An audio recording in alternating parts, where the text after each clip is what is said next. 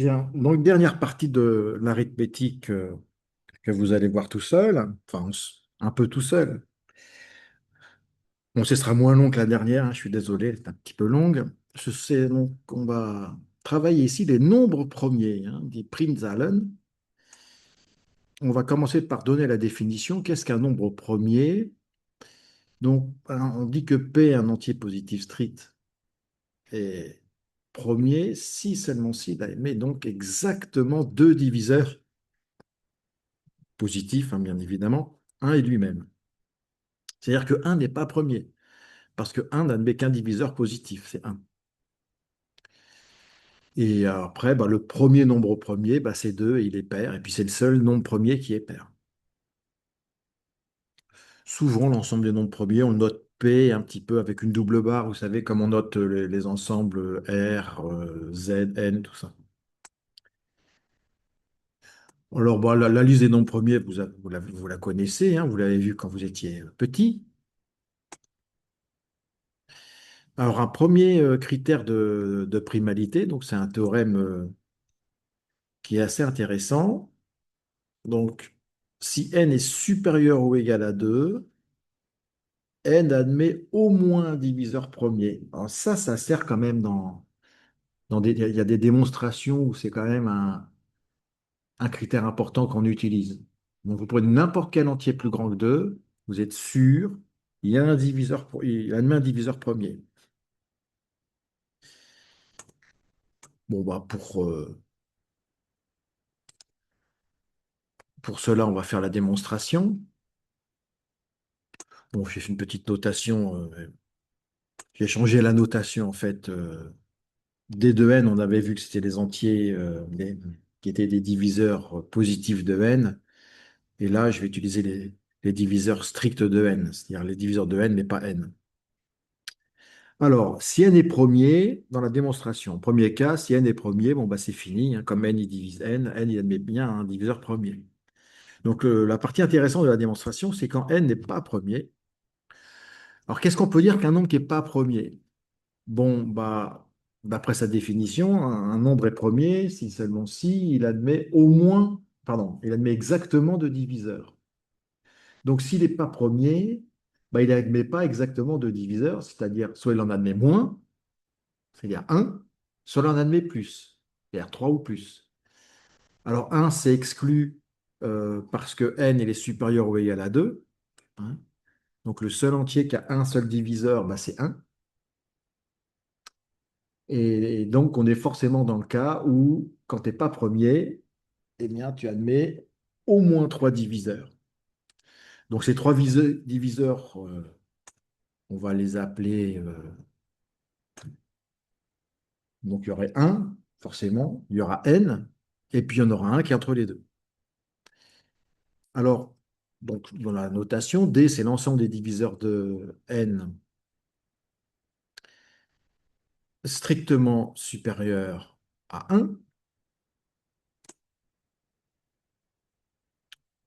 Donc, un n'est pas dedans et n est dedans. Et parmi ces diviseurs de n, je vais m'intéresser donc au plus petit. Alors, qui n'est pas un, puisque un dans cet ensemble, on l'a exclu. C'est l'ensemble des diviseurs de n différents de diviseurs positifs. Donc, P, c'est le plus petit élément de cet ensemble. Alors, il existe ce plus petit élément parce que bah, il est non vide, hein.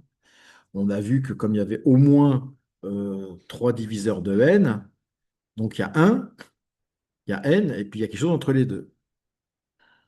Donc, ce D de n, il est non vide. Alors, on va montrer que P est un nombre premier par l'absurde. Bon, bah, on va supposer qu'il ne l'est pas. Donc, comme c'est pas un, il admettra un diviseur compris entre 1 et P, 1 et lui-même. Et puis, bah, comme K il divise P, par définition, et que P divise N, K divise N, donc K il divise N, il est supérieur strict à 1, donc il est dans notre ensemble D, et il est inférieur strict à P, bah, on ne peut pas trouver un nombre plus petit que le plus petit élément. Donc, c'est pas possible. Donc, l'hypothèse donnée est absurde. L'hypothèse, c'était P non premier. Donc, P est premier. Bah, donc, ce qui prouve que N admet un diviseur premier. Voilà. Fin de l'affaire. Un critère de primalité qui sera utilisé dans la pratique, c'est que si vous avez un nombre qui n'est pas premier, alors vous pouvez lui trouver un diviseur premier. Bon, bah, ça, on le savait, hein, c'est vrai pour tous les nombres, mais ce diviseur premier, il est inférieur ou égal à racine de n. Il y a forcément un diviseur premier inférieur ou égal à racine de n. On va quand même le démontrer parce que c'est important. Donc pour ça, donc on va supposer donc n pas premier, donc il admet un certain k compris entre 1 et n strictement qui divise n. Après, bah, comme k divise n, n il va s'écrire donc kk' avec k' dans grand N, même grand N étoile même. On va supposer que les deux nombres, k et k', sont supérieurs stricts à racine de n. Bah, si on a ça, bah, le produit sera supérieur strict à n, bah, ce qui n'est pas possible puisque le produit fait n. Donc ça veut dire que cette hypothèse est fausse, donc son contraire est vrai. Donc le contraire, c'est quoi? C'est k inférieur ou égal à racine de n ou k' inférieur ou égal à racine de n. Je rappelle qu'on a le ou, parce que ici, quand on a écrit ces deux lignes-là, on supposait qu'on avait un et, qu'on avait la première ligne qui était vraie et la deuxième ligne qui était vraie. Donc le contraire en logique de A et B, c'est non A ou non B. Alors, on verra ça au début de l'année. C'est le premier chapitre, la logique. Donc on a k plus petit ou égal à racine de n ou k' plus petite racine de n. Et donc bah,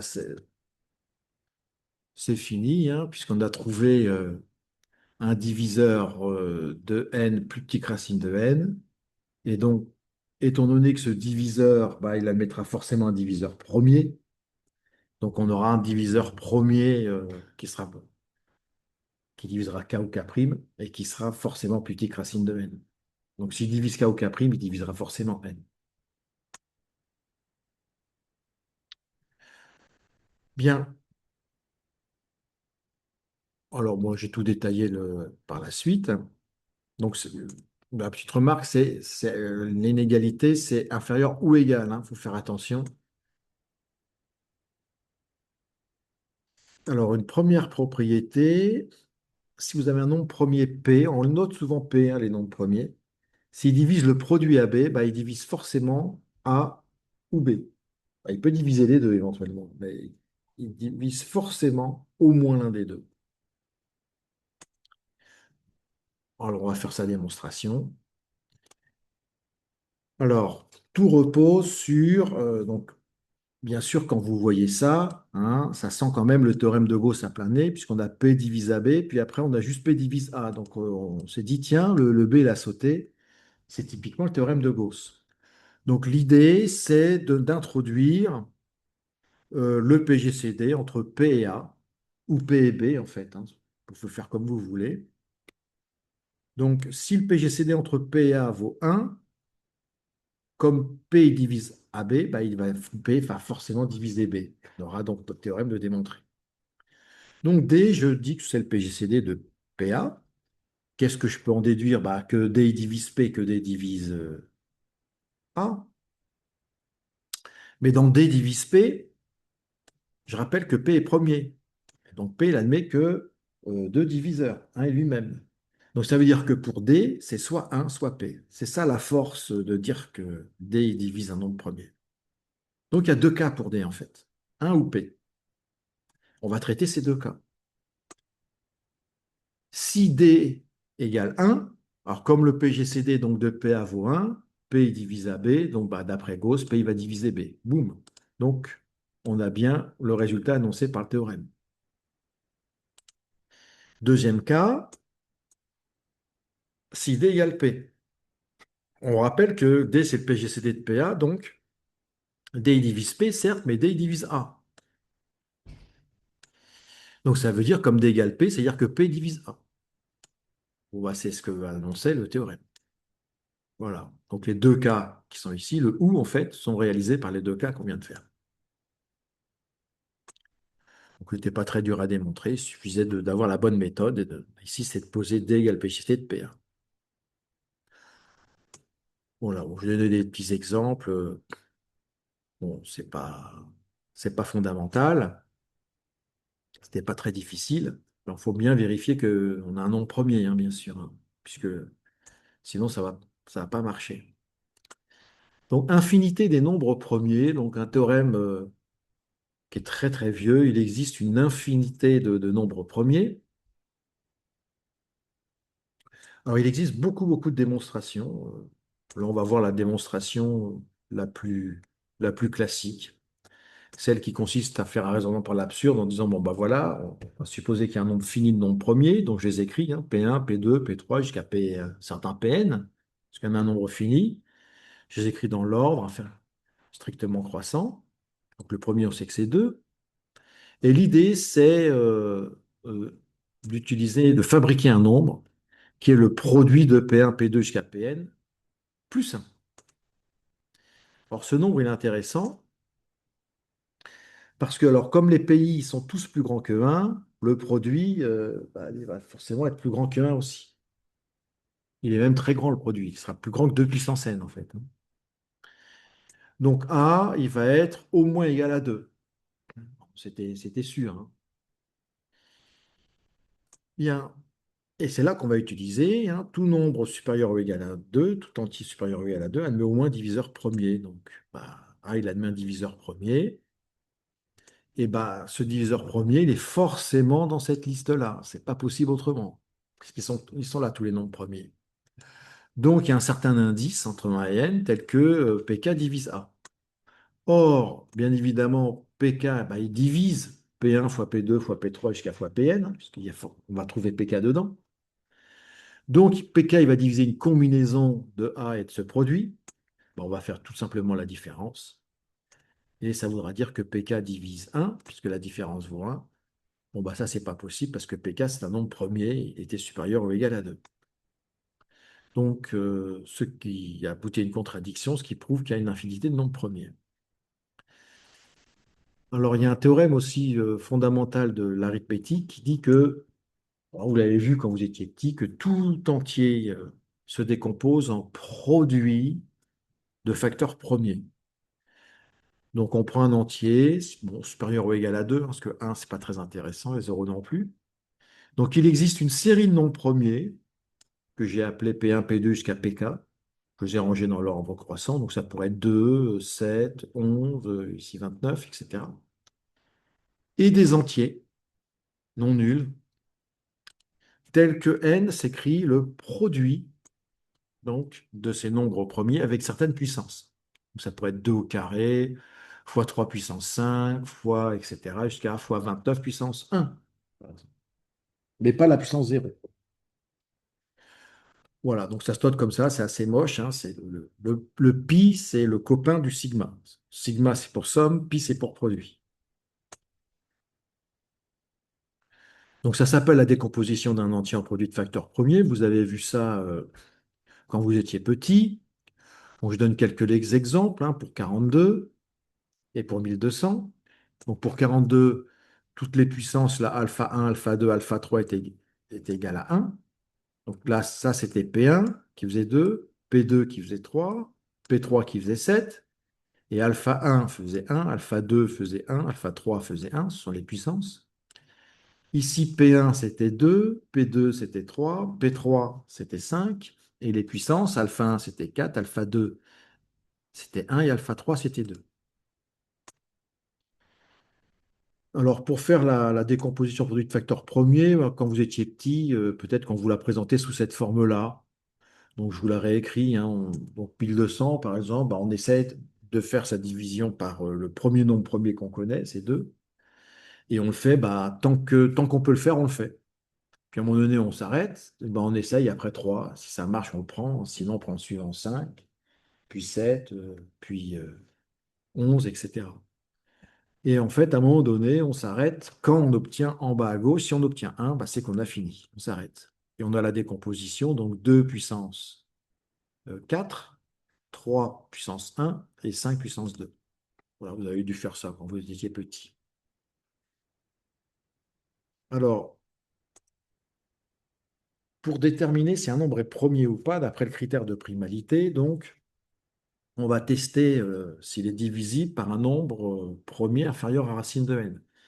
Donc, on calcule racine de n et on fait le test de la divisibilité par tous les nombres premiers qui sont inférieurs ou égaux à la racine de n. Si on obtient effectivement qu'il est divisible par l'un de ces nombres premiers, bon, bah, c'est fini, votre nombre n'est pas premier, puis vous avez trouvé un diviseur. Et sinon, bah, c'est qu'il sera premier. Donc, on va faire ça sous forme d'un exercice. On va poser la question, est-ce que 223 est premier? Donc, on va faire le test de sa divisibilité par tous les nombres premiers inférieurs à sa racine.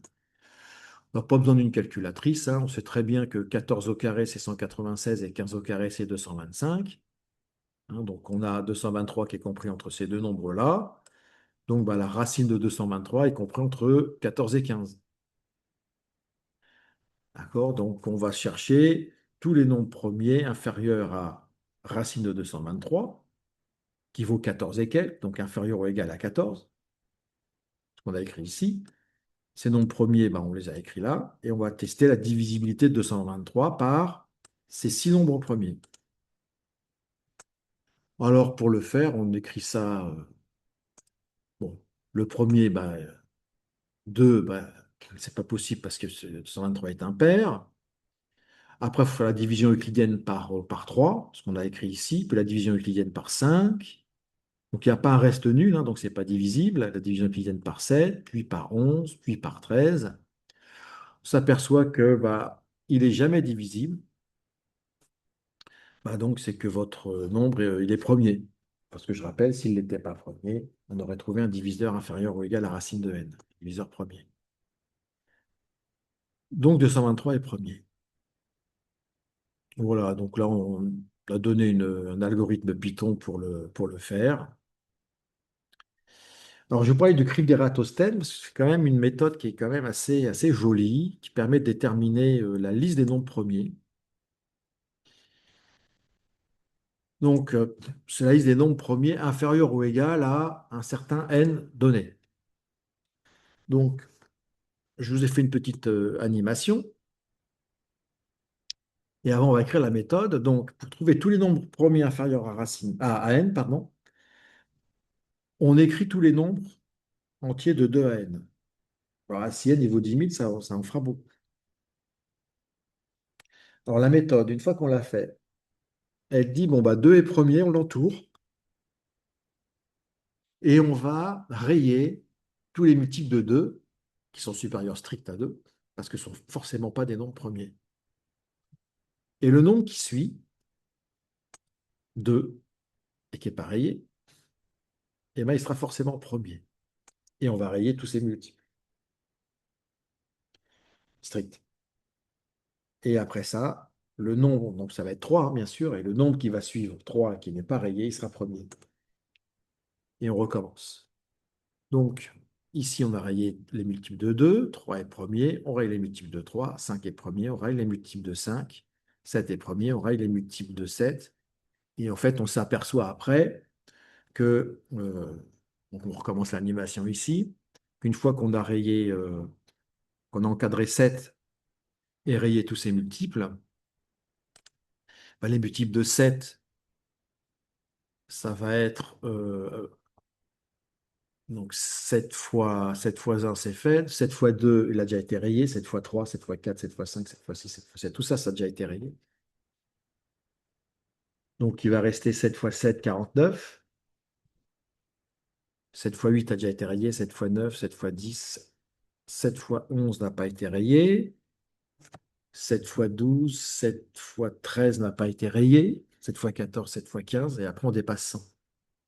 Donc, on va après prendre le premier nombre qui est pas rayé, c'est 11. Et après, bah, c'est fini, puisque le premier multiple de 11 supérieur à 11, qui n'est pas rayé, bah, ça va être forcément, alors 11 fois 2, 11 fois 3, 11 fois 4, tout ça, ils vont être rayés. Donc ça va être forcément 11 fois 11, le premier. Et 11 fois 11, bah, il a déjà, on dépasse les 100. Donc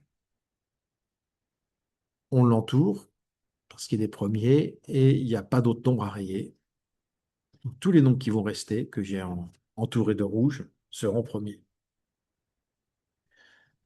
Voilà, donc le crypte d'Ératosthène est assez sympathique comme algorithme, qui est très très vieux. Donc il y a 25 nombres premiers inférieurs ou égaux à 100. Donc j'ai proposé un petit exercice de synthèse qui nous demande de résoudre cette équation. Bon là, quand même, c'est un peu criant. On voit quand même a carré moins b carré, hein. Donc on a été habitué à la factorisation. Donc on le factorise. Et là, bon, bah, vous avez ce produit qui vaut 15. Bon, bah, donc 2x moins 7y, c'est un diviseur de 15. Les diviseurs de 15, alors on travaille dans n. Donc je vais prendre 2x plus 7y pour être sûr qu'il soit positif. Donc 2x plus 7y, il est forcément positif. C'est un diviseur de 15. Donc ce sera soit 1, soit 3, soit 5, soit 15. Et bah, ce nombre-là sera aussi forcément positif, hein, puisque le produit lait est l'un des deux laits. Donc, si notre ami 2x plus 7y vaut 1, bah, son copain ici, bah, il vaudra 15. Si lui vaut 3, lui vaudra 5. Si lui vaut 5, lui vaudra 3. Et si 2x plus 7y vaut 15, son copain vaudra 1. Voilà. Donc, on a un certain nombre de possibilités à analyser. Donc, premier cas, il y en a un qui vaut 1, l'autre qui vaut 15. Bah, on résout. Bon, j'ai résolu un peu vite, hein, je n'ai pas fait de système. Et dans un cas, on obtient y égale à moins 1. Dans l'autre cas, moins 2 quatorzièmes, moins un septième. C'est pas possible, hein, puisque y est un entier naturel non nul. Un entier naturel tout court. Et donc, on s'aperçoit que dans un cas, on obtient une solution qui a un sens, c'est-à-dire quand y égale 1 et x égale 4. Donc, il n'y a qu'une seule solution à cette équation, c'est le couple 4-1.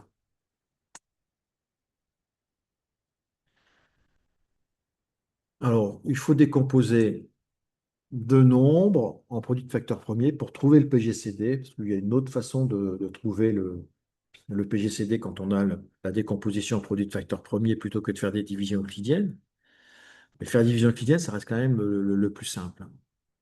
Donc, quand on a fait la décomposition en produit de facteur premier, donc, on va prendre les nombres premiers qui sont dans les facteurs qui sont en commun. Donc là, il y a 2, mais là, il n'y a pas. On ne prend pas. Là, il y a 3, mais là, il n'y a pas 3. Donc, on ne prend pas. Là, il y a 5, mais là, il n'y a pas 5. Bon, bah, ils n'ont aucun facteur premier commun. Bah, donc, ces deux nombres, ils sont premiers. On peut aussi poser la question, combien ce nombre admet-il de diviseurs? Donc, c'est assez simple de trouver la réponse lorsque le nombre est décomposé en produit de facteurs premiers, puisque les diviseurs de ce nombre-là, ils vont forcément s'écrire 2 puissance quelque chose plus petit que 4, fois 3 puissance quelque chose plus petit que 2, fois 5 puissance quelque chose plus petit que 1. Donc, on les a écrits comme ça, 2 puissance alpha, 3 puissance bêta, 5 puissance gamma. Avec alpha, donc compris entre 0 et 4, bêta entre 0 et 2, gamma entre 0 et 1. Donc, il y a combien de possibilités pour alpha? Bah, il y a combien d'entiers compris entre 0 et 4? Il y en a 5. 0, 1, 2, 3, 4. Combien il y a d'entiers compris entre 0 et 2? Il y en a 3. 0, 1, 2. Et des entiers compris entre 0 et 1, bah, il y en a 2, c'est 0 et 1. Donc il va y avoir 5 fois 3 fois 2, c'est-à-dire 30. 30 diviseurs positifs pour notre nombre. Voilà. Bien, bah, j'espère que vous allez bien travailler toutes ces notions-là. Et comme ça, on pourra démarrer, je démarrerai les cours en présupposant que vous connaissez tout. Bon courage!